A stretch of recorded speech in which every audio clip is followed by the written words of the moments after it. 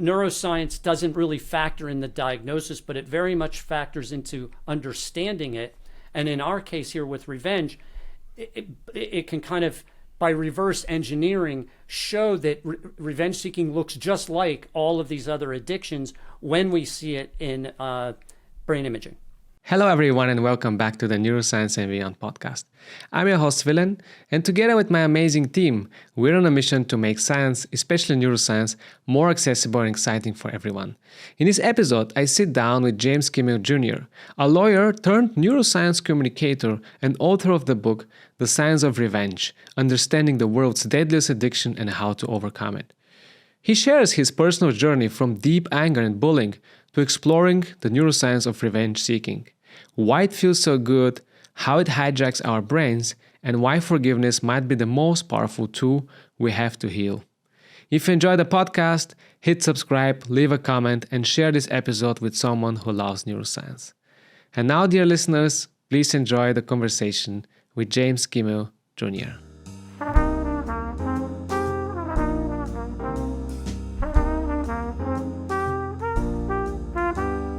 Hi, James. It's wonderful to have you on our podcast. Hi, Sivlin. Thank you. So, as I was preparing for this episode, I wondered how would be the best way to open. And I was thinking probably it would be by painting a picture so that our listeners can understand a better way what are we going to talk about. So imagine that you're being robbed in the dark, or you lose a pet to a careless driver, or someone who loves you betrays you, actually. All of these situations are very different, but all of them have something in common. They ignite this kind of burning urge for revenge in ourselves. We want to retaliate, to make this person suffer, the person who actually made us suffer in first place, right? And today we're going to talk why our brain actually triggers these feelings and how revenge can be addictive and how forgiveness may be a way forward. But before we start with that, James, I'd like to ask you, what triggered you to enter the science of revenge in first place? Well, that can be a long story that begins with my childhood and my first experiences with this desire that you just described, to get revenge when somebody hurts you. In my case, I was bullied as a teenager. I lived on a farm in central Pennsylvania here in the United States. And I was trying to befriend, actually, the kids who lived on neighboring farms. But they pretty roundly rejected me. I had moved there when I was about 12 years old, so I hadn't grown up in that community. And my folks didn't make a living from the farm, the small farm that we lived on. So the harder I tried to make friends with them and reach out to them, the more they shunned me and resisted me. And eventually the shunning and resistance turned into bullying. And the bullying started with, just sort of humiliations and insults, verbal things, and social exclusion and ostracization.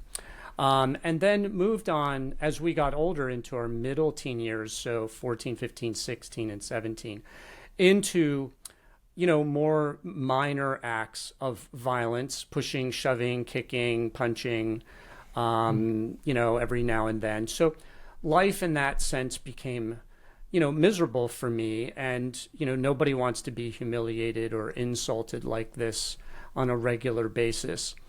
And then one night, my family and I were asleep very late at night, and we were awakened to the sound of a gunshot.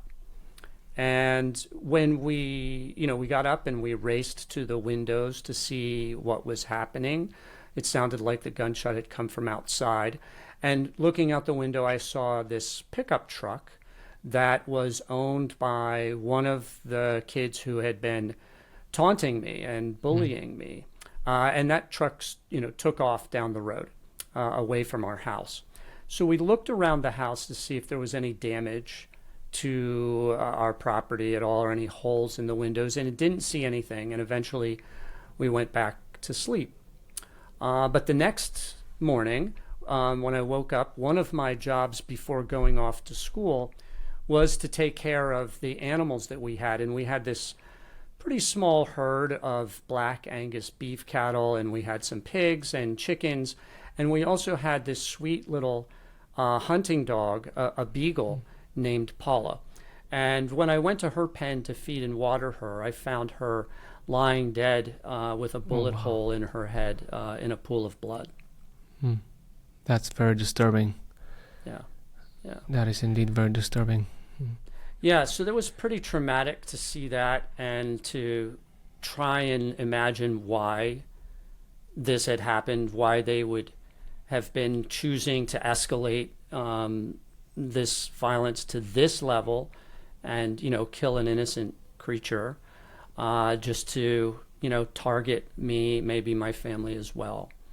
We called the police. The police took a report, but that was all. They didn't agree to pursue it. They didn't go and meet with these guys or their family, which in hindsight they should have done. And at the time we thought they should have done it. So about 2 or 3 weeks passed, and I found myself alone somewhat late at night. Again, my folks were away, though, this time, as was my brother, so I was home alone. And I heard a vehicle come to a stop in front of our house, which was unusual. We lived on a one-lane country road. And when I got up to look outside to see what was going on, I saw that same pickup truck. And then there was a flash and an explosion. And the truck tore away, leaving behind our mailbox, our post box, that they had just blown up. And these were the same guys? Same guys, right. Wow. Same guys, wow. Same truck. So they had staged another attack. So they did the dog first, and now they were blowing up pieces of our property. So when the explosion went off, that was about it for me. I had spent several years now, maybe more than 3, 4, 5 years, something like that, kind of being bullied and harassed by this group. And I had never, really retaliated or even confronted them very directly up to this point. But with the explosion, that was what was, that took away what was left of my self-control. And I had grown up being taught how to shoot weapons since about 8 years old. And we hunted, we had plenty of guns for that and target shooting. And my dad had a loaded pistol that he kept in a nightstand for security. And I ran through the house and I grabbed that gun, and then I ran back out of the house and I jumped in my mother's car and I went off into the night chasing these guys and just, shouting and screaming in rage and absolute fury. So I eventually caught them and cornered them by one of their barns. And so the situation there is, their truck is sort of pointed at the barn wall, and my car is behind their truck, and I have my bright beam headlights on. It's black night out, and I see 3 or 4 heads in the rear window of this truck, and they slowly get out of the truck, and they turn around, and they're squinting through my bright beams to see who had just come charging and ripping down their road. What was clear to me in that moment was that, one is they didn't appear to be armed. There was nothing in their hands when they got out of the truck. Maybe they had a weapon or weapons inside the truck, but nothing in their hands at that moment when they got out. And they couldn't have known that I had a weapon, and likely didn't even know who I was, because it was dark. The lights were bright in their eyes. Maybe they recognized my mother's car, maybe not, and maybe they didn't know who was in that car. So I had the element of surprise. And so I grabbed the gun and I opened the door and I started getting out to do what I wanted to do now at this point to them.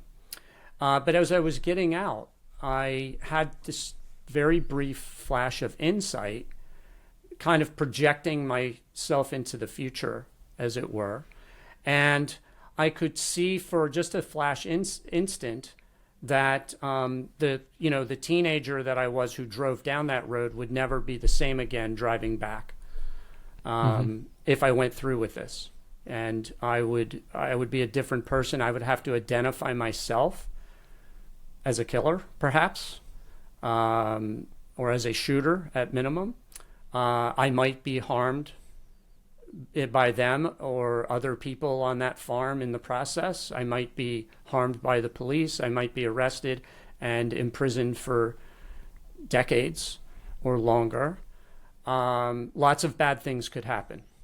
The price of getting the revenge I wanted in that moment was just so much greater than I was willing to pay. I wanted it, but I wasn't willing to pay that high of a price for it. And that was enough of a quick reflection to cause me to, retract my leg back into the car and put that pistol down on the passenger seat, shut the door, and drive home. But I had come within seconds of committing a horrific act. Basically, you could have been a mass murderer, right? This is there are several people there. This is I don't know what to say. It is, first of all, it's horrible to hear that some person can be harassed in that way for years, passing by without anything. You probably felt very helpless, and nobody hears your call, so to say. And on the other hand, I also cannot understand, my mind just cannot comprehend how a person like these people that bullied you, how can they behave the way they do?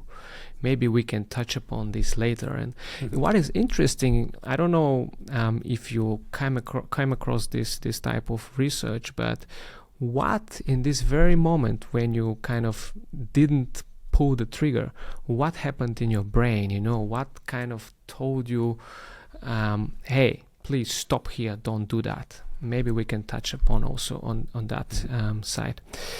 Before we go to the scientific part, there is something personal I'd like to ask you. I myself, I'm also a PhD student, and I'm in science, and one of my dreams is to establish an institute to study the brain, maybe in my home country. And you yourself describe in your book, The Science of Revenge, how it took you so much time and effort to set up this kind of institution, the Yale Collaborative for Motive Control. Can you give us, maybe me or people who want to do that, some kind of a tip? What is most important in order to achieve such success? Wow, that's a really interesting question. And for me, it took such an odd path because I didn't start. So I started at that time as a kid, my goal was to become a farmer. I really loved being a farmer so much, and I loved what they were doing. It was kind of very weird to me that they continued to reject me because there was no bigger fan of theirs in the world than me. You know what I mean? So after I left, I knew that dream of becoming a farmer for me was dead. I wasn't going to be pursuing that any further, and I'd have to get more serious in my studies at school. I was not up to this point. Maybe that was I don't know, like I said, I'm probably 16 years old then at that time, maybe 17. I hadn't been a very good student or a serious student. And so I had to quickly reimagine my life and get serious about my studies. And I did pretty quickly, but it wasn't to become a scientist. So what I learned there, or what I discovered really was, I really, really wanted the revenge, and I just really didn't want to pay this price for it, as I said. And so I began looking around for what kind of career would suit me, and I'm a literary type of person. I'm more that way. I'm not a STEM person. I'm not a math whiz. I'm not a science whiz like you are, probably. I'm not a math whiz either. and I admire scientists, so very deeply.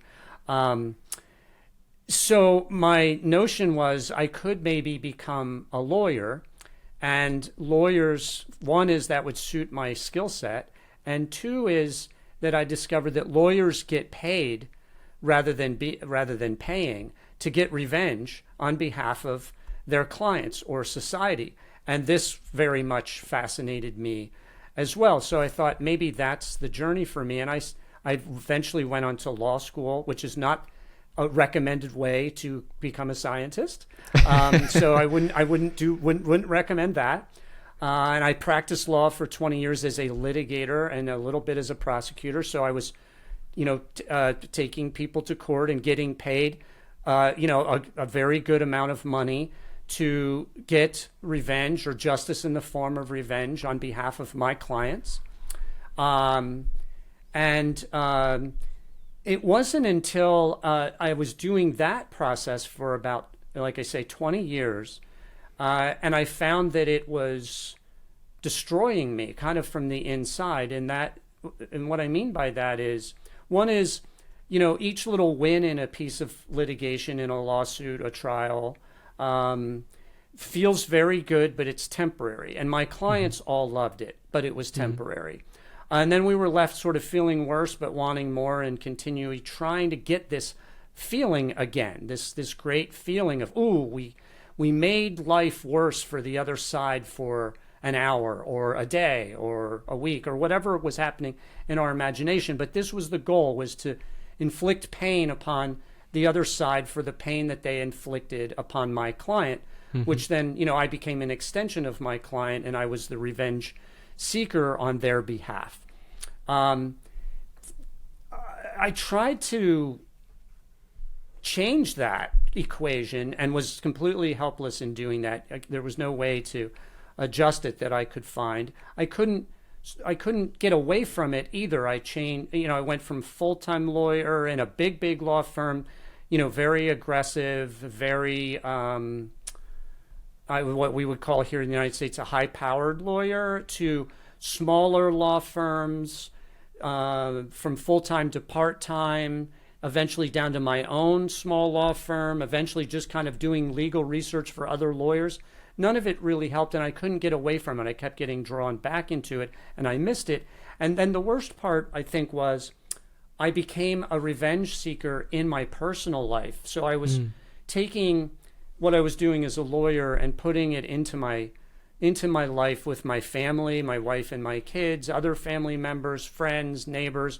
I began to see the entire world as these opportunities to get revenge, right? To get this, what I found was this powerful, wonderful high, and I wanted to get it more and more and more. And I began to wonder, as this was kind of ruining my life, if I could be hooked on it, addicted. There was nobody had ever spoken in that way. I'd never heard anybody think that justice seeking in the form of revenge or revenge seeking is an addiction. But it looked like it had a lot of those elements for me. And so I tried to explore that from a spiritual perspective at first. And I wrote, my first book was a spiritual journey book to try and understand revenge seeking and the teachings on revenge and forgiveness in the world's religions. And they kind of come up very equivocally in that religion will support anything you want. If you want to be a massive revenge seeker, there's an eye for an eye. And, there are all sorts of religions that will support that behavior, especially, Christianity, Judaism, and Islam, all of those three. Some parts of Hinduism as well, but, not completely. Not so much Buddhism or Taoism. But that didn't really answer the question. And so it was not until that point that I realized that I would need to effectively convert myself into a scientist in order to see what science has to say about revenge seeking. And this was just born out of a very fortunate coincidence that right when I was finishing my spiritual book, which was called it's called Suing for Peace, that there was the first brain imaging study that came out where neuroscientists at the University of Zurich were putting people inside fMRI machines to try and see what happens inside the brain when you have a grievance, a sense of victimization, and you are then given an opportunity to retaliate. And what they saw was that the dorsal striatum, the area of your brain that is part of the pleasure and reward circuitry of addiction, and other behaviors that are very pleasurable, but very strongly with addiction, and is the habit forming circuitry as well, that activates when you're given this opportunity to retaliate in response to a grievance. And I thought, aha, there's the first little bit of empirical evidence that maybe revenge seeking is addictive and maybe I could be hooked to something. Mm-hmm. And then, I'm going to fast forward another about 10 years of beginning to collaborate with scientists and try and convince them to do more studies in this area, or at least propose them. Neuroscientists here in the United States at the University of Pennsylvania, Penn State. And eventually I found my way through another set of amazing coincidences into the Yale School of Medicine. By the time I got there, there had been enough studies from enough universities around the world to begin to assemble a really strong, but not complete yet, case for seeing revenge and violence as part of an addictive brain biological process. And by that point, I had earned enough money as a lawyer that I could fund, in part, a collaborative venture at Yale, at the School of Medicine, to begin this study. And we called it, first we called it the Yale Collaborative for Non-Justice Studies, and then we converted it to the Yale Collaborative for Motive Control Studies. So would I recommend, in fact, I'm sorry that was a long answer to your question, but it's a very long and tortured way to do something in science. But it was my only way, and it turned out that it paid off in an amazing sense of, or amazing set of brain imaging studies around the world that are now essentially uniting towards this idea. So I love this answer. First of all, it was totally perfect, and I love it. And there were so many things that I can comment on. For example, the fact that you found through spiritual teachings, like religion, you found science, and very often it's the vice versa. Scientists go to the spiritual world to find inspiration and whatever answer they're looking for. That is wonderful. And what is particularly important to me is that although it's very, very hard to convince people about your ideas, to make them kind of work on things that you imagine will be meaningful and interesting, although all these years you pushed through and you kept going until things are actually now reality, and they're very interesting. And in our times, in our current dynamic world, I think it's particularly important to talk about revenge seeking and its relation to addiction. So I'm really grateful that you had your, lawyer career, and then you continued to kind of found inspiration for science, and are doing right now also the things you're doing. So it's incredible. And to the people who haven't read your book, I was kindly provided the book, and it's just remarkable, very well written, easy to read, engaging, and it's full of interesting facts. So guys, if you haven't had the chance to check it out, check the book The Science of Revenge by James Kimmel Jr. So now we're at the point where you convinced quite a lot of people to study revenge, not only not normal people, neuroscientists, so the important ones. So how do neuroscientists study revenge addiction? You already mentioned there are these fMRI studies. Mm-hmm. Is there anything else? There are also PET scans and EEG studies as well. So those three types of studies are I think those have been the primary techniques. And I don't want to so Evelyn, I don't want to create the impression that I motivated all these neuroscientists. What was happening was a happy coincidence. I was talking with some, a small group here that were available to me.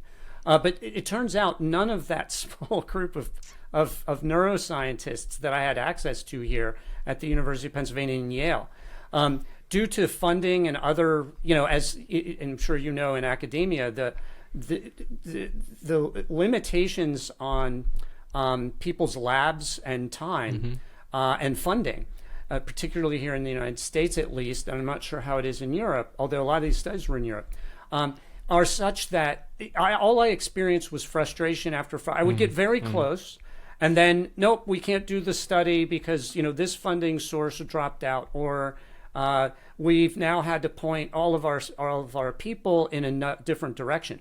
So the happy coincidence was other neuroscientists around the world were sometimes accidentally looking for, another question like, what is how did the desire for revenge evolve, for instance? A much more academic question, and with no inkling that there would be a connection to addiction or compulsive behavior. But they would begin their own studies, chasing their own questions. But as they would release them and publish them, I was sitting back here and going, oh my gosh, here's another one that supports this argument. And it took, decades, almost 2 decades, to amass that evidence quite accidentally in that sense. And so it wasn't me, unfortunately, I don't have this great story of, I was orchestrating all of this stuff. I have this great story of I just kept my eye on the ball and watching until finally the evidence had been amassed. And I was just very lucky that I was at that place at that time. So that, to answer your question, what was the other part of your question? I think it was about how do neuroscientists study right. revenge. So those are the techniques. And it's important that we, before we go on, that we think about or acknowledge that addiction isn't something that you can see or prove directly using neuroscience. Neuroscience can be a piece of explaining how addiction happens, but physicians who diagnose someone with a substance use disorder or a gambling addiction aren't using neuroscience techniques. It's much more a question and answer kind of experience of a patient explaining how this behavior is become compulsive for them, taken over their life, and is destroying their life. And so neuroscience doesn't really factor in the diagnosis, but it very much factors into understanding it. And in our case here with revenge, it can kind of, by reverse engineering, show that revenge seeking looks just like all of these other addictions when we see it in brain imaging. Yeah, I think the same way. Science is something about the fundamental principles, right? So we want to just know how this works and what is the mechanism, what is the physiology, neurophysiology, biology, if you wish. And evolutionary perspective is quite important, as you mentioned. And of course, there are different questionnaires and methods to diagnose, as you said, this kind of let's say disorders, not normal behaviors, but neuroscience we use just to look into the brain and ask the question why exactly this is happening. Although in biology the why questions are forbidden because we never know, so we can maybe speculate on the mechanisms, but it's just so complicated. Yes.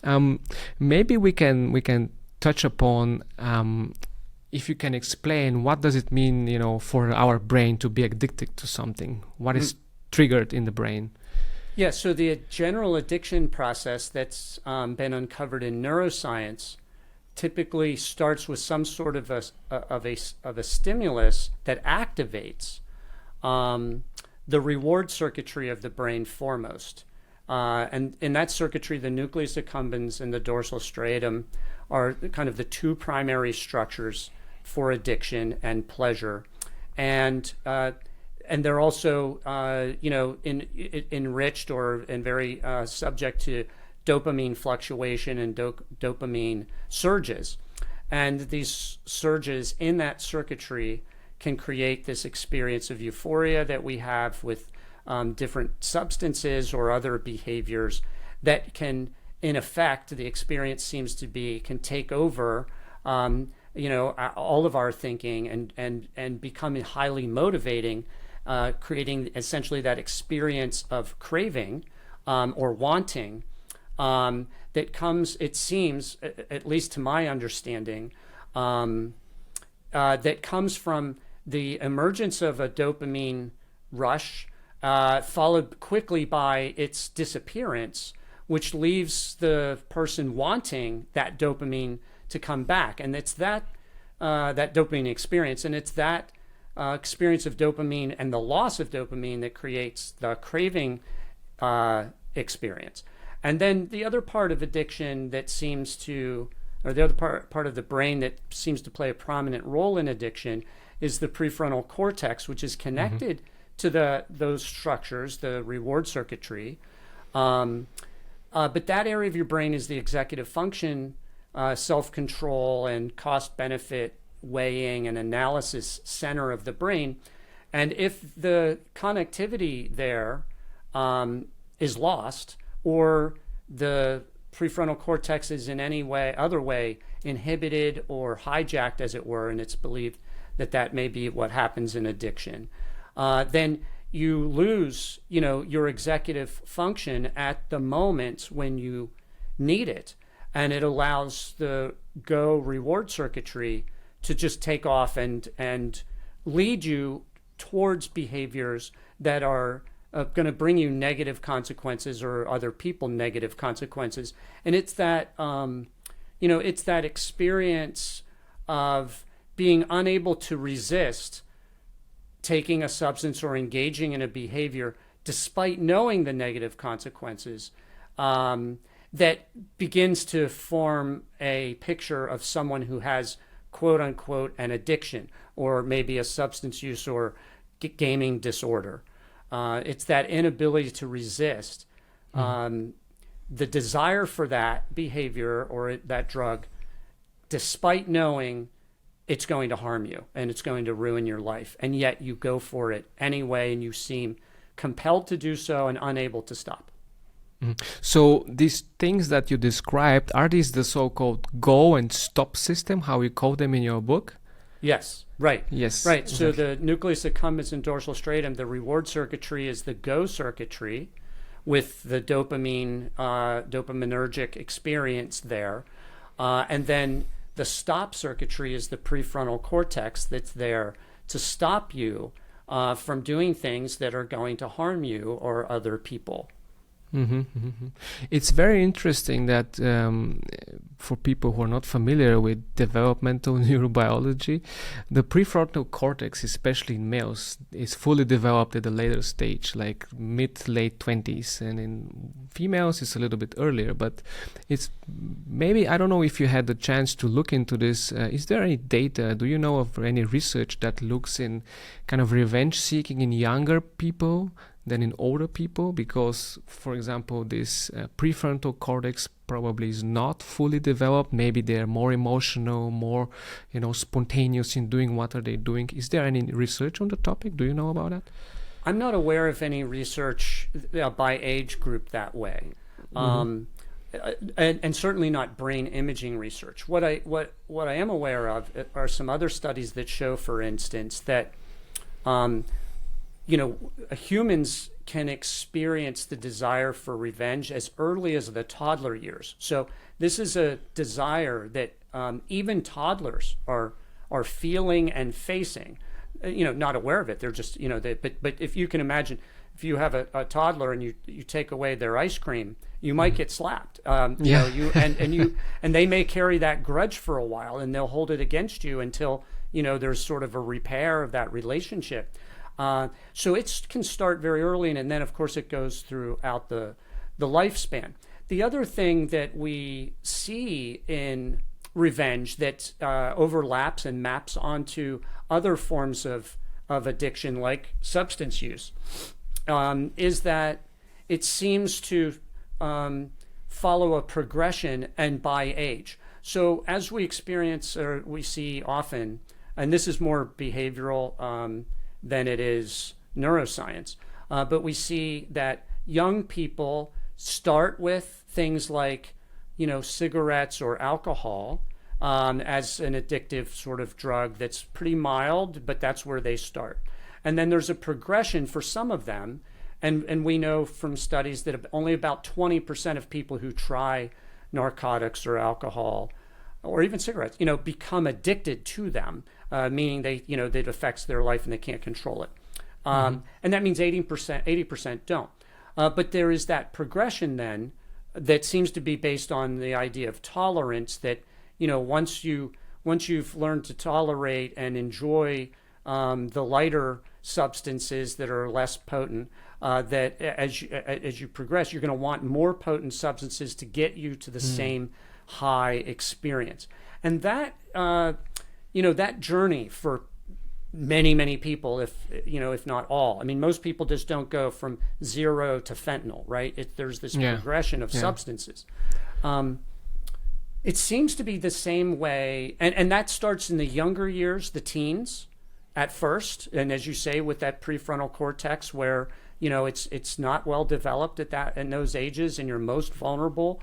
But it seems like that travels as well with revenge seeking, or at least it looks very similar. So we start, toddlers aren't carrying semi-automatic weapons or anything like that. They're not committing acts of any significant violence.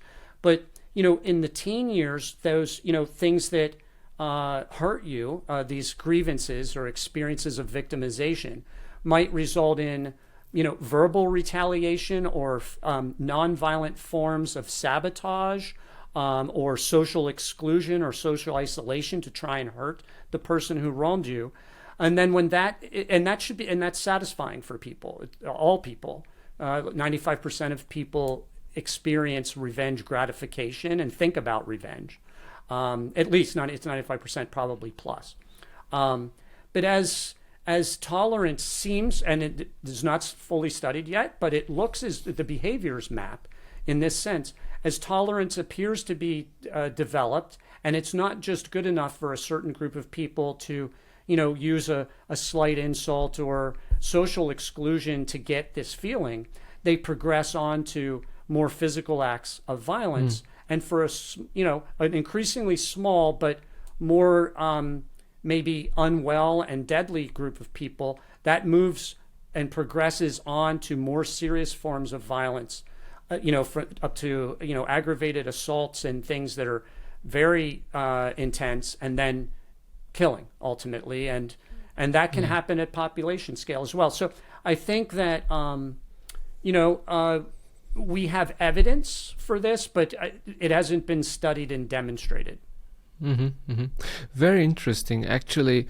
Do you know what is the triggering point? So in your case, it took 4 or 5 years until you reach this point to eventually you didn't pull the trigger, right? But some people do that. So yes.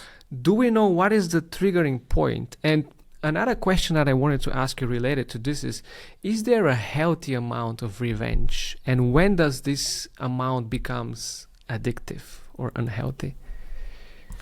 Yeah, so, I mean, if you're asking, is there a triggering point that moves someone from a nonviolent form of revenge to a violent form? I don't think we know that yet, and that would be a great thing to know. But we also don't know what is the triggering point that moves someone from cigarettes or light alcohol usage into cocaine, heroin, and fentanyl.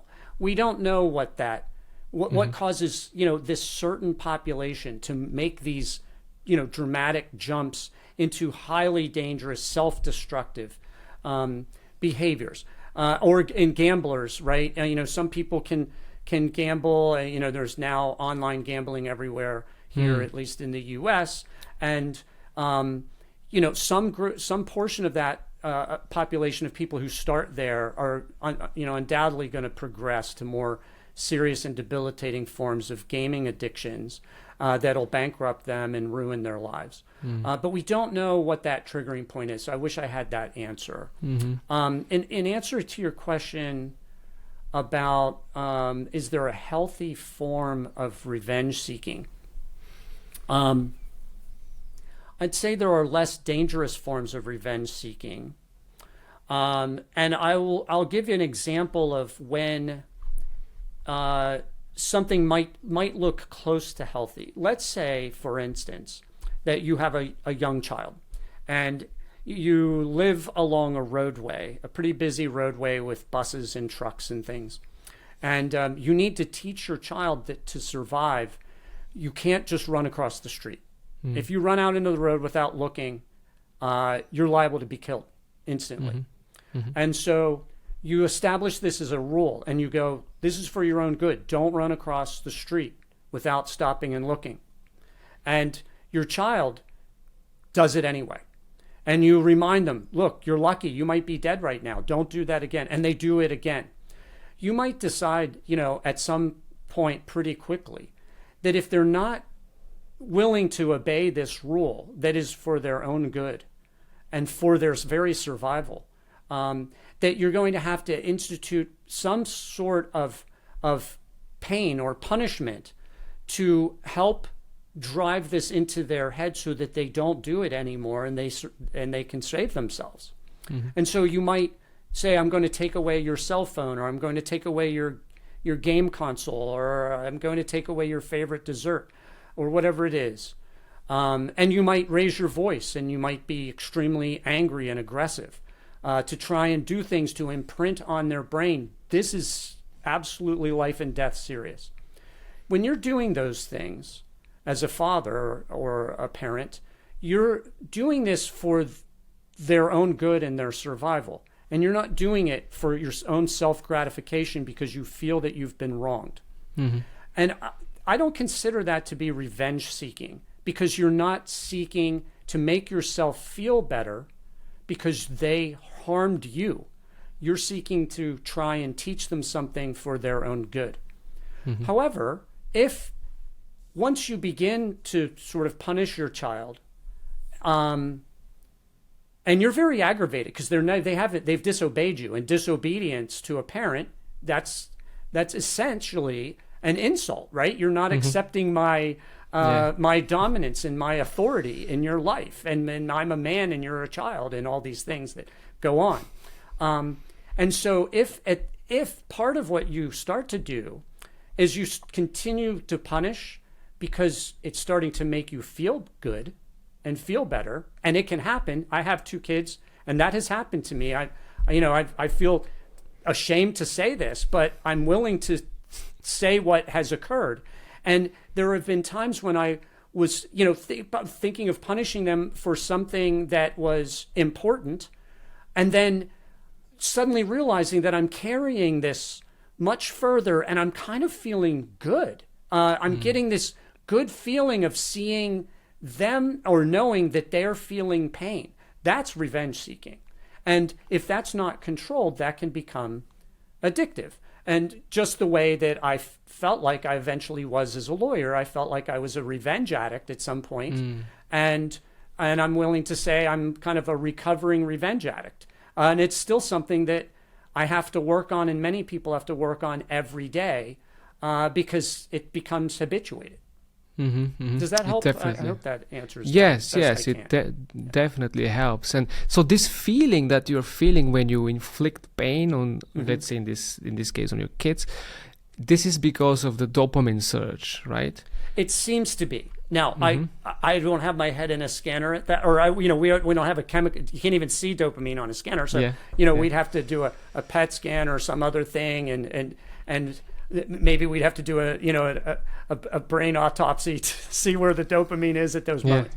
So, but it appears as though we're getting this rush, and we can infer it from the other scans that we do that are much more benign, where it seems as though that's what is occurring. And we also seem to get it when we look, and I spend a lot of time in the book going throughout human history, in different cultures and with different examples of, either wild group revenge seeking, which we call warfare, or genocides, intimate partner violence, street violence and gang violence, violent extremism, just in every direction, all the way up through nuclear retaliation.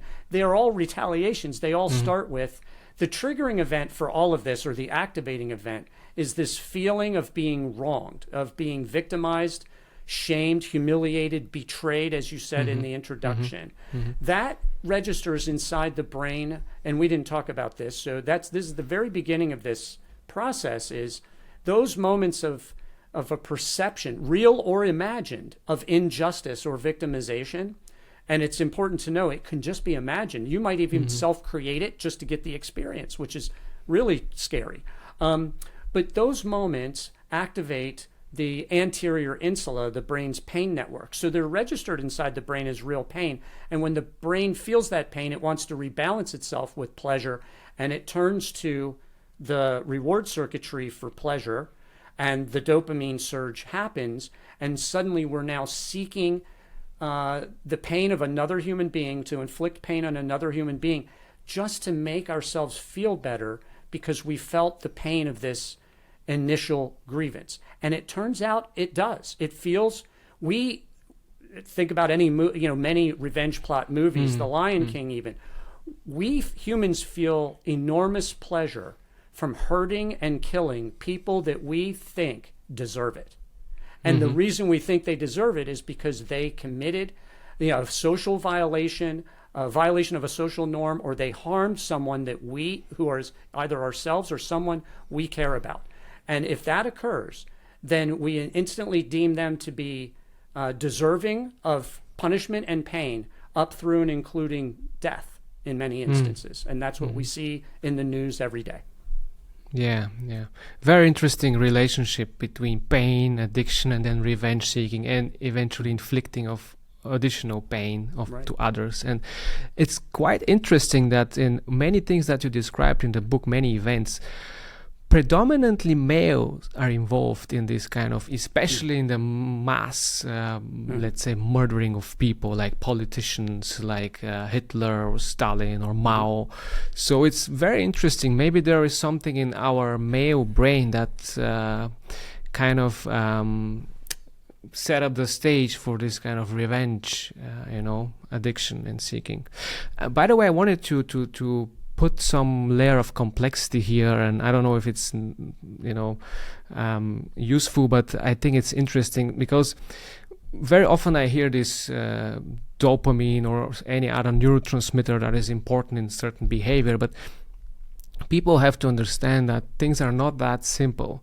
If you allow me to describe now a certain situation, then imagine that I and you, we are two neurons that are communicating. So the message is dopamine. Imagine like this. The message is dopamine. So my words is dopamine. I am the producer of dopamine. So one neuron is producing actually dopamine. James is the receiver of dopamine. So James have receptors that actually collect dopamine.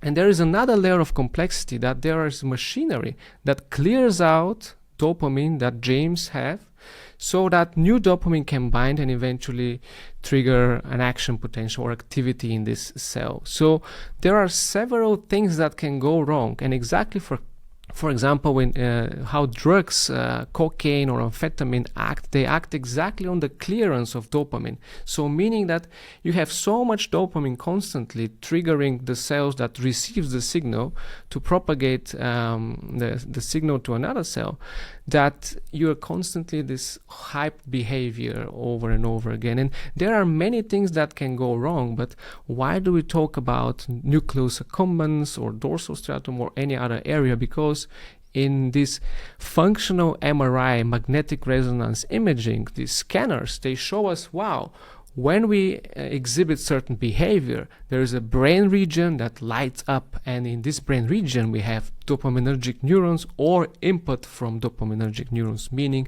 dopamine. Therefore, we talk about dopamine. I just felt the need, to put this I out there. appreciate that, and thank you for doing that. And it's better to hear it from you as a PhD scientist rather than me as a lawyer. I'm uncomfortable becoming the authority for neuroscience in this area or saying it, and so I always want to remind people that I'm really what I'm doing, and when I'm talking about those areas of the brain in the neurosciences, I'm reporting back what other neuroscientists, but more than 60 neuroscientists at universities around the world have been doing this work, and this is what they're finding, and I'm essentially parroting back some of what they're finding, but focusing and clarifying it on the behaviors that we can see out here in the real world as well. So, but I think your work is equally important because you kind of have a different perspective. You summarize the work in a nice way, and you communicate it to the public, which actually, unfortunately, a lot of scientists, they struggle with this part, the communication, although they do amazing things, they work in their own field, in their own things for many years, and they just don't care about anything else. But this is another topic. By the way, during the preparation for this episode, I checked some of the papers that you cited in the book and also some others, and I stumbled upon a very interesting paper claiming that oxytocin, another hormone, neuropeptide, plays a role in propensity for revenge seeking in retaliation of intergroup behaviors. They studied this in monkeys and then eventually in humans. And what is very interesting, that oxytocin is actually the love hormone or the cuddling hormone. This is the hormone that is released when a woman gives birth.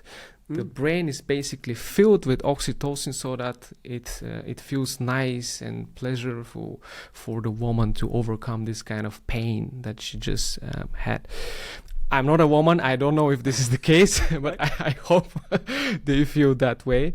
But it's very interesting that the hormone that is actually involved in love and cuddling is also involved in propensity for revenge seeking.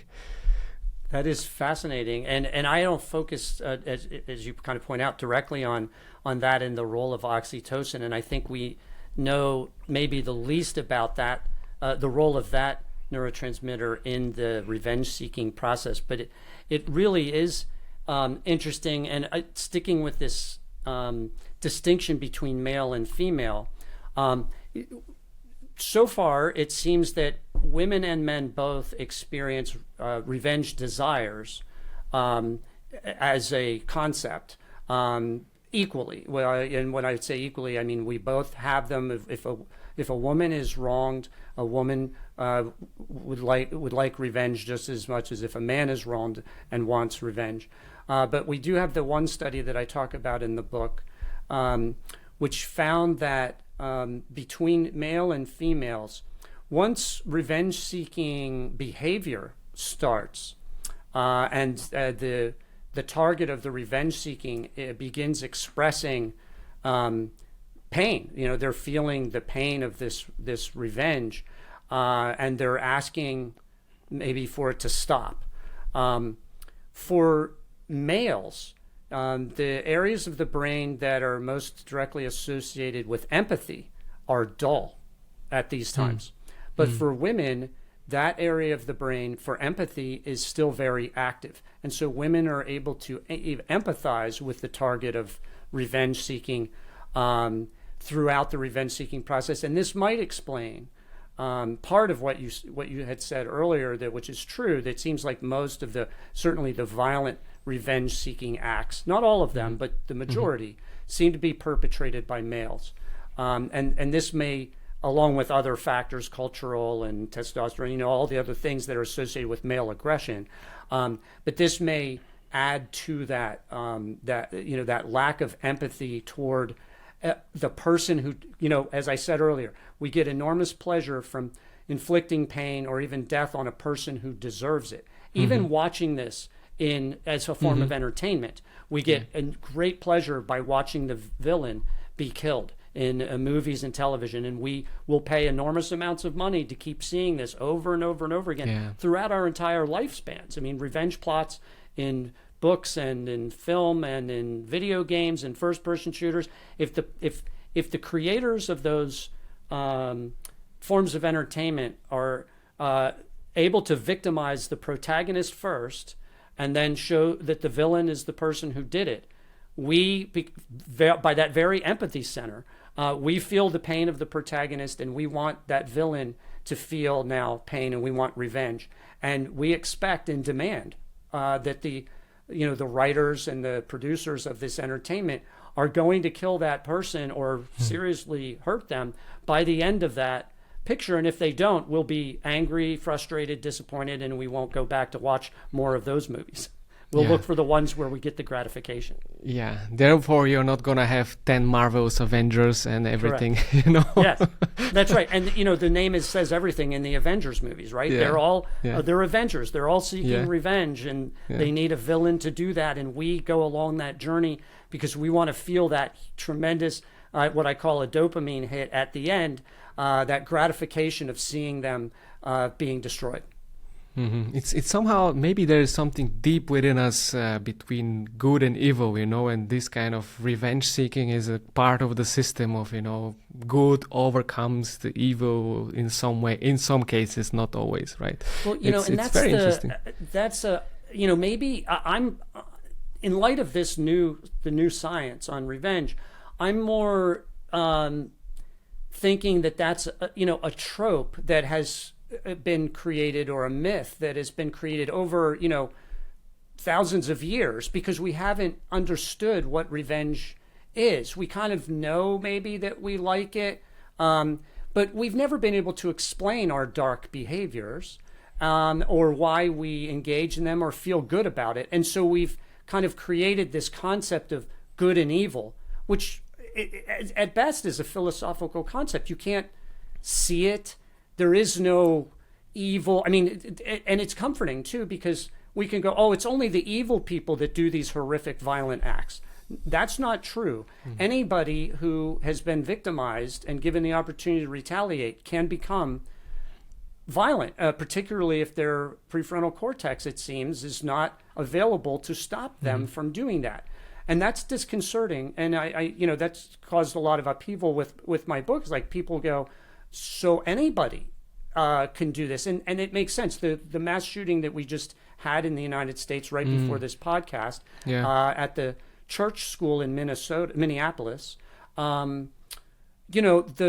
shooter had no contact with law enforcement throughout his entire life. He had never committed a violent act, had never come up on their radar at all, and yet he shows up, with weapons and shoots through church windows and kills a bunch of kids, kills and wounds a bunch of kids.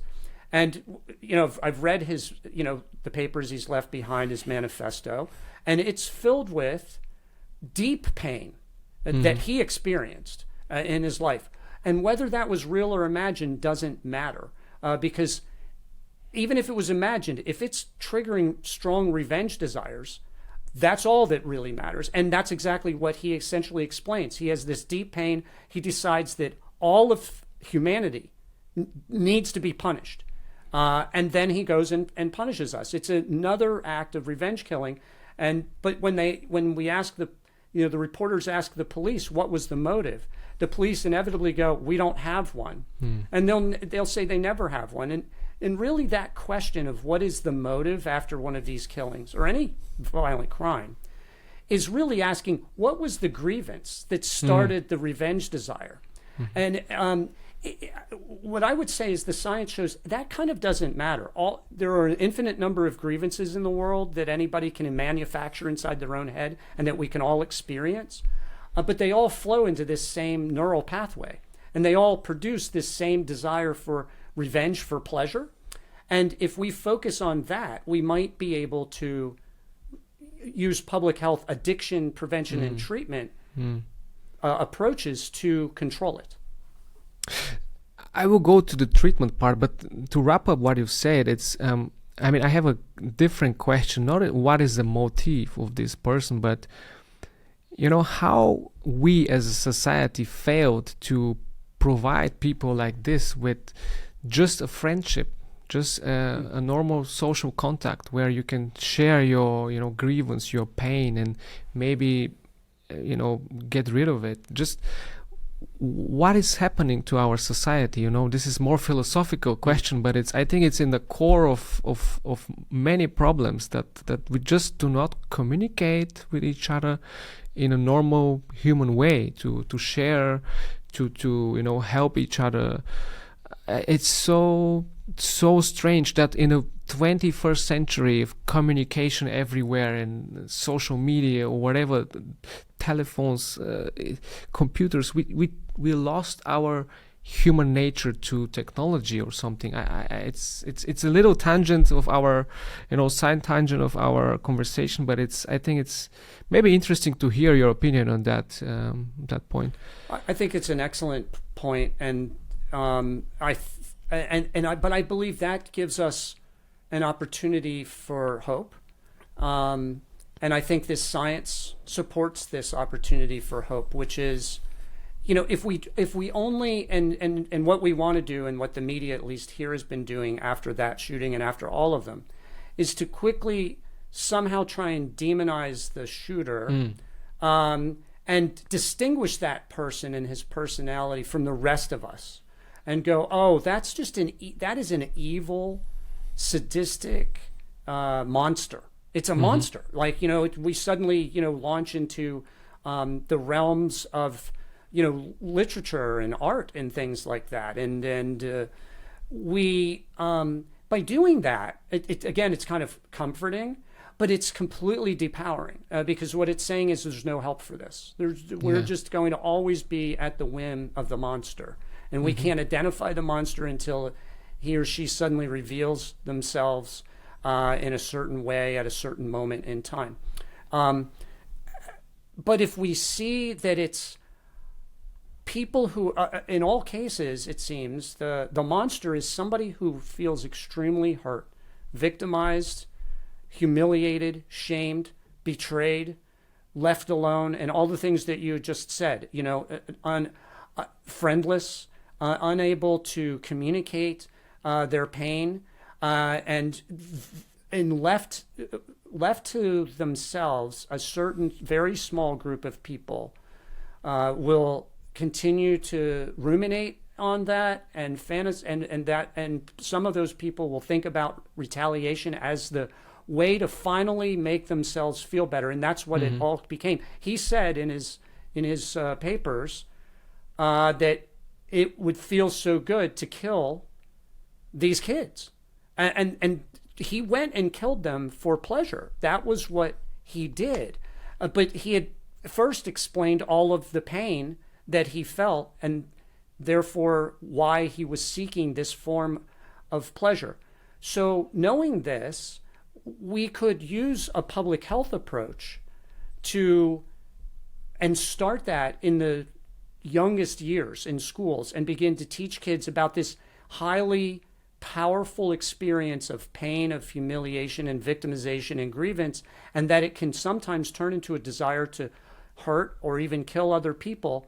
And here are a set of strategies to use to help manage your pain and help manage your revenge desires as you age, so that maybe if we had done that with a guy like him, he would have gone out to identify, he would have revealed himself as struggling and looked for help, or people around him would have went, oh, I remember when I was taught this, he looks like he's not handling this stuff well, and we need to help him. So, I mean, I don't think there's another way around it. We could try and eliminate the guns here, which would be great, but because people like him use guns as substances of abuse. I mean, they're using weapons the way that drug addicts use heroin and fentanyl, right? I mean, they're abusing them for their pleasure. They're abusing weapons for their pleasure. But even if we eliminated the guns, they would use trucks to drive through crowds, and they would use bombs, and they would use rocks or clubs, or any number of other weapons. We're very ingenious in creating weapons, us humans. And so it wouldn't stop all the killing. It would stop a type of killing with a certain type of weapon. I'm very much in favor of this idea to start educating young people, and I'm really grateful that there are people out there like you who not only combine and communicate science in a way, in engaging and nice way, but also try to apply the findings of science so that our communities get better and live a normal life, healthier life, a safer life, And I also believe that education is the solution to many, many, many problems that we have. Unfortunately, this is a very, very different and huge topic. Speaking of treatment of revenge addiction, I'd like to ask you to tell us about the courtroom of the mind. I found this concept fascinating in your book, and it's really interesting that in principle, if you think about reality, it is in our minds. It is everything that we perceive through our senses: vision, hearing, taste, touch, etc. So our brain kind of creates our reality. Do we need anything outside of our brain, so to say, in order to maybe, cure revenge addiction? And I think it's the right time now to tell us about the courtroom of the mind. Yeah, sure. I'm happy to do that.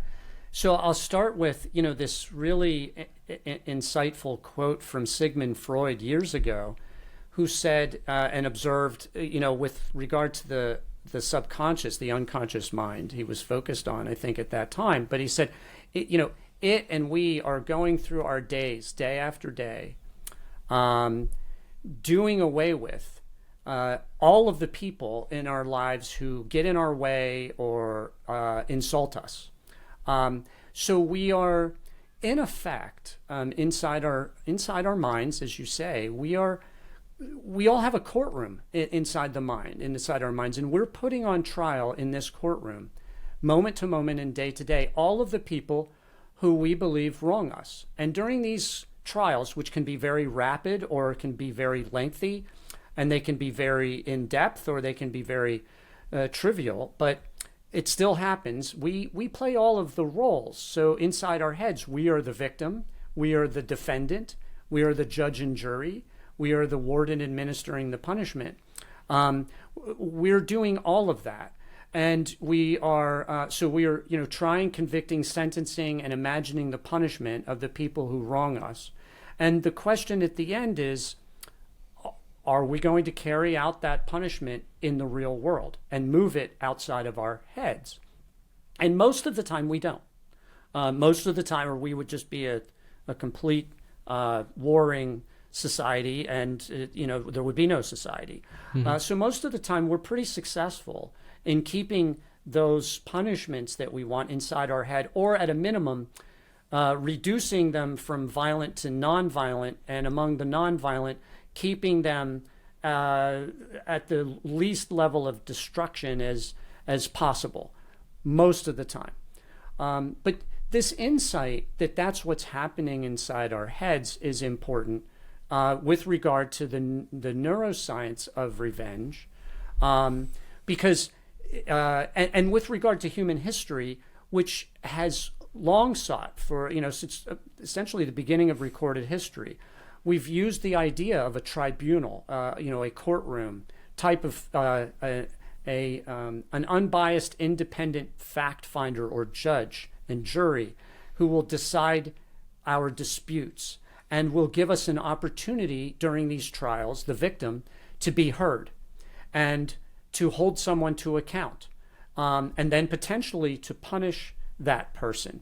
So that's a very archetypal, deeply interwoven experience inside the head. And what I did as a lawyer, since that's where my training was, is using that archetype to settle conflicts and also to inflict revenge on behalf of my clients. I thought, why don't we actually use that courtroom of the mind, instead of using it to get revenge the way I was doing as a lawyer? We could use it to heal, if we made one little change. And so I created this process which we've studied at Yale called the non-justice system, or the Miracle Court. And there's an app at miraclecourt.com that anybody can use for free. And it's my voice, it's an audio-driven app, and I lead you through the steps of this courtroom of the mind inside your own head. And you can put on trial anyone who's ever wronged you, even if it was 30 years ago, if even if it was in your childhood, or if it was just yesterday.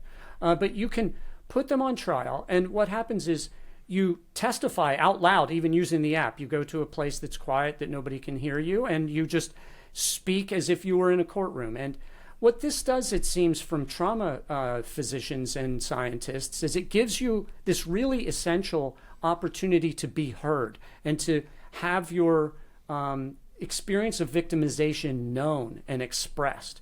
And people seem to need that in order to heal. And you might go, well, if that's only inside your head by yourself, how could it mean anything? But I would ask you to consider this. Revenge is all about punishing wrongs of the past. And the past doesn't exist in the real world. It only, to the extent that it might be conjurable at all, it only can come up as a memory, which is nothing more than a thought formation inside your head. It can't be experienced by your own senses, your bodily senses, or anyone else's out here, the rest of the world. And so it's kind of a silly thing that we have decided to believe that the only way to process our grievances is with a courtroom made of stone and concrete and wood, that has a judge that isn't us, populated with lawyers who aren't us, to conduct these trials that are usually very unsatisfactory, when we could get all of this done inside our heads. So the experiment was, what if I created a trial inside of people's heads?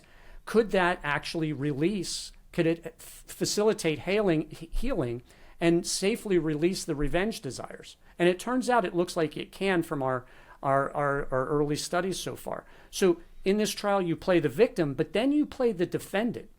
And in that role, you testify as the defendant, and you need to, kind of in switching roles, it causes you to develop empathy for the defendant, even if you don't want to.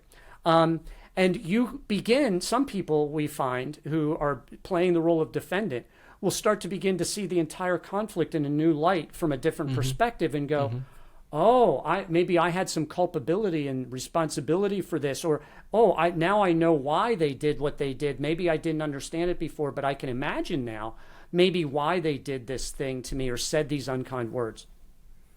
But it doesn't matter. If you don't feel empathy, it's okay, because you just progress. So then you become the jury finding guilt or innocence, and the judge deciding on a sentence. And in this stage, this is when you get accountability, which is also critical for healing from trauma. And it's important to distinguish in accountability between revenge and accountability. Accountability just means labeling who did what and what happened. That's different from punishing them. As some people say, I want to hold you accountable also means I'm seeking revenge against you. It does not need to mean that, and it shouldn't. It's not supposed to. And then in the next step, you do get to punish the person who wronged you and carry out the sentence as the warden. And we make you do that because you need to experience what it's like to actually inflict pain and suffering on another human being, because that's what you want. So it turns out that when you become the instrument of another person's pain, you can't escape the pain. It's like I analogize it to a hammer hitting a nail. And we think, poor hammer, it just struck that. I'm sorry, poor nail, it just got struck by this hammer.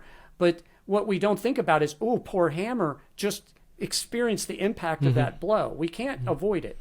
So it's important for you as an avenger to experience what that pain really is before you do it and while you're doing it. And I think of that stage as methadone for a revenge addict. This is where you get your craving gratified, but it's inside your head where it's safe. You're not doing it in the real world, and you're releasing this craving. And now you're able to go through the last step, which is the healing step. This is the only part that's not part of a normal criminal trial. And in this step, you become the judge of your own life. And when you sit in judgment upon your life and upon the trial and everything you've just done, you begin to see that the trial really didn't make you feel better. It only gave you that little burst of dopamine for a little while you were punishing the person, but it came at such an enormous cost because you had to re-traumatize yourself and remember the wrong and all the pain, and then you had to go through inflicting the punishment, and none of it really feels good. It all feels pretty terrible. And then you're given this last question option, which is, so imagine if you didn't do that. Imagine if you just decided, I'm not going to seek justice any longer. I'm going to practice non-justice is what I call it. And imagine what it would feel like if I decided to forgive the grievance. And it turns out that when you simply imagine forgiving a grievance, you, neurologically, we know from brain imaging studies, 3 things happen. First is you shut down that anterior insula, the pain network. So it actually takes away the pain, forgiveness does, versus the revenge dopamine hit that just covers it up for a short burst of time. Forgiveness actually eliminates the pain. It's like a wonder drug. The second thing that it does is it shuts down the reward circuitry, the nucleus accumbens and dorsal striatum, so you're no longer being plagued by these revenge cravings, these intrusive revenge desires that are ruining your present and your future. And then the last thing it seems to do is it activates or reactivates that prefrontal cortex, the self-control circuitry. So now you're able to think more clearly again and do things that are totally in your own best interest. And at that point, most people realize that what's in their true best interest is not to seek revenge because it only hurts them and other people. It would be better to just leave the pain of the past where it belongs in the past because it's not here in the real world, and begin to live their lives in the future in a healthy and a healed manner. So forgiveness kind of, the neuroscience of forgiveness supports the teachings of people like, Jesus and the Buddha and Gandhi and Martin Luther King and all of these great illuminaries that we think of who taught forgiveness without the neuroscience, but it seems like it has direct healing brain biological benefits. So many things I want to say now about everything that you've just said. First of all, your voice is very pleasant to listen to, so I guess the app would be awesome to get it, but it's very interesting. I think recently there was a headline about how your brain processes reality versus imagination, and actually the processing was not that different. So it makes a lot of sense that by imagining this kind of trial, you feel basically the same effect as if the trial was in the real world, and it is cheaper than going through the whole, procedure of painful dragging here in courts and lawyers, and you know very well actually. Right, you're going to put me out of business, and I'm happy to get put out of business. Yeah. No, but it's really remarkable that actually these things work. And I must say, from my personal perspective, very recently, I think yesterday even, I had a situation where basically I was seeking revenge, and I had to do something, and I wrote this kind of email that only by writing the email already helped me to not think anymore about this problem. I couldn't sleep, I just couldn't sleep the whole evening, and then I wrote this. Wow, I didn't even send it, I just wrote it, So just by doing this, taking it out of the system, I immediately felt, okay, this problem is kind of there and it's gonna be solved, so let's continue with my life. As you said, like, forgive. But you kind of predicted my next question, what would be a nice treatment, and you already introduced forgiveness. And I think this is a very cool aspect of your book also, that again, in line with some spiritual findings. So maybe science and spiritual world are not that different from each other, right? Right. Well, they seem to be pointing in the same one direction here, and maybe we ought to be listening to that, right? The other treatment is the addiction toolkit. So, and I'm careful in the book, I don't talk about forgiveness before, really. I talk about all of the, because this is an addictive brain biological process, all of the other things that we use for addiction prevention, like public health campaigns and early education about the dangers of cravings for drugs, alcohol, sex, all of these things, that can be, we can incorporate revenge seeking and grievances into that mix. So that's the prevention side. And then on the treatment side, everything from cognitive behavioral therapy and mental health counseling, motivational interviewing, 12-step programs, peer support, all of those things could be used, as well as now the advent of these anti-craving medications, including like the GLP-1 drugs, Ozempic and Wegovy, that are just taking over the world here. Those, we haven't tested those yet on revenge craving, but they are being tested not only for the food cravings that they've already been shown to reduce, but also for addictive substances and narcotics. And the early studies I've seen suggest very strong promise that they'll reduce that. Anecdotally, people who are on those drugs say, I don't even seek, if they were drinkers before and they were just trying to lose weight, now go, I both am losing weight, eating less, and I'm drinking less. So, that may also have benefits toward revenge seeking at some point once we're able to study it. Yeah, but I'm very glad that you started first with behavioral therapies, groups, peer groups, then eventually medication. People already start the other way around. I will get this drug, it will solve my problem. No, this is not how it goes. That's right. Even with the drug, you're going to probably need some counseling and all those other things. But it might take off the edge for some people for whom other things don't work. But in my view, the most exciting part of all this research is that forgiveness, the neurobiology of forgiveness is so dramatic and exciting, and it maps just directly on top of the neuroscience of revenge, in that it actually affects the same 3 areas of the brain in an opposite way. And that's hugely promising. And what's so lovely about it is forgiveness is free. You don't need a prescription from a doctor. You don't have to go to a pharmacy. You can use it as often as you want. It has no bad side effects. It is truly a human wonder drug or superpower. And we need to think of it less as the give in forgiveness is not a gift to the perpetrator. It's a gift to yourself. And it's important to realize that you can give this gift of self-healing to yourself.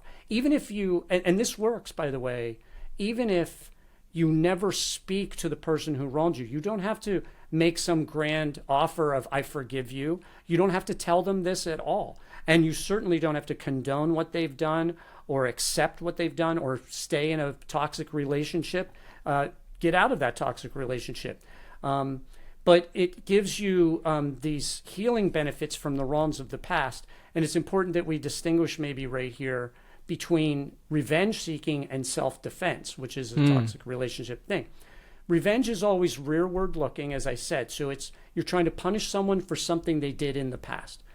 Self-defense, by contrast, is trying to protect yourself and survive in the face of an imminent, present, or immediate future threat to yourself or someone you love. And that area of the brain that governs that is completely different. That's the amygdala. And that is that fight, flight, or flee instinct that we need to survive. So that's intact, and we're not giving up. The neuroscience of revenge is in no way treading upon the neuroscience of self-defense. Man, with all of these cheap forgiveness, you're gonna bankrupt a lot of industries. That's right. Yeah. Pharma, lawyers. Oh my God. Yeah, that's right. Yeah, they all hate me now, right? No, please. They all don't want revenge against me. I think. That's the problem. Yes. That is incredible. No, so are you going to participate actually in some of the big neuroscience conferences, or you're not into these activities? No, I would like to do that, and I'm just starting to get. You mean coming and talking at a conference? Oh yeah, there is this very big one in San Diego in November, the Society for Neuroscience one. I'm not lined up for that, but I would like to. I mean, the book just came out in the end of May, and so people are just starting to become aware of it. I've been invited to speak at a few things. Right now, it's been mostly. I've done I've been scheduled to do a couple of grand rounds. at some medical schools and some legal conferences. And I have to say, for most of my journey here, the 20 plus years that I've been doing this, the legal profession has not wanted to hear from me at all. But now there's a small group of lawyers, particularly the divorce and matrimonial lawyers. They're very interested in this because, in family conflicts, the revenge seeking is it's so vicious and it's so difficult to stop. So they're really interested in this research. So for the first time, lawyers are actually wanting to hear a little bit of what I have to say. So I'm happy about that. That is even more awesome than everything, oh my God, that's amazing. But a neuroscience conference would be great, and definitely. I'm pretty sure you're gonna attend in some of these recent ones or in the future, But what I wanted to say is that, when you engage in some activity, in this particular case, let's say the writing of the book and the book per se, then you have a certain intention, certain idea behind it, and you write it and you do it, but you never know what kind of impact it will have. And then certainly a whole new world opens up, and a whole new world filled with opportunities, interesting people, interesting conversation. So guys, be active, write books, make podcasts and things like this. Don't seek revenge, Yeah, and I would add along those lines towards the science side, one of the reasons people might reasonably ask, why did you write this book and not a neuroscientist, that one of the people who had done these studies? And what I found is that although the studies were all pointing in the same one direction, there's and I've known this from I've observed this in my own colleagues at Yale. There's a fear, a reluctance to sort of say anything. They don't, you don't want to kind of stake your claim, and maybe, and addiction itself is a prejudiced term, and it's not considered a respectable term in neuroscience. And maybe the reason, therefore, that I'm the one that wrote this is because since I don't have all of my, both feet planted in science, I'm able to say things that maybe other scientists wouldn't be able to say. But I guess my point is that whatever people in your audience, scientists in your audience are working on, there does take, it's worth having that, and you will need some moments of kind of bravery to kind of push through that resistance that may be in yourself or other people to state something that's important that needs to be stated when there's enough evidence for it, obviously. And I waited quite a long time, and I eventually I kept expecting some neuroscientist somewhere to, even when I was writing the book, and then it was waiting for it to be published, I kept reading going, oh, somebody's going to surely finally do this. And I didn't really want to be the guy that wrote this. I've told my wife many times, this is the book I didn't want to write. But I felt like, I felt compelled. I felt like if nobody else is going to say this, then I'm going to have to. I have no choice. And so I did. Yeah, I think this is like a typical behavior of scientists, that they need all the facts, all the data, everything, to be clear, so that they say something, write a paper or whatever, which sometimes is not beneficial, sometimes is good. Yes, if you want to develop a drug, that everything needs to be controlled, tested, etc. But if you want to put out idea, actually, even if you're wrong, actually you move the field, so you did already something good, right? Yeah. So I think this is probably the case why scientists are not doing it. James, I having a lot of fun, but we slowly had to wrap up our conversation. I think we really went deep into revenge and how it connects to addiction. How can you, the mechanisms behind revenge seeking. Also some treatment, your interesting non-justice system, forgiveness, and also other interesting things. But maybe as a last question, what would you like readers of The Science of Revenge would take as a key message from the book?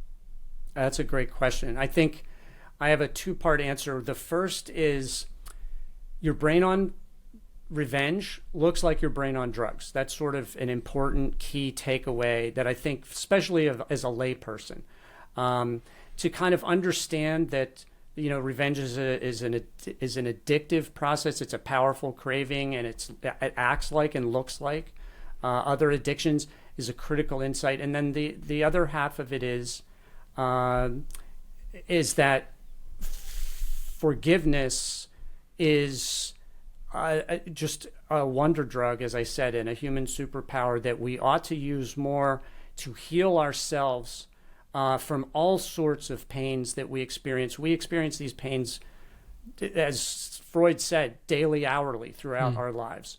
And the more quickly we forgive them, the more quickly we launch ourselves towards the future and stay intact with the present and in touch with the present, and the more quickly we move beyond the past, where these memories can take over your present and your future life.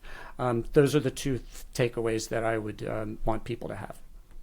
I think these are very powerful messages, and I hope more people read your book. I think it's going to be a bestseller, right? It's already high ranking. I hope so. Climbing up in that's the one of charts. the, since it's still just out, I try not to pay attention to that stuff because it could be nerve-wracking, and I just want the message out there.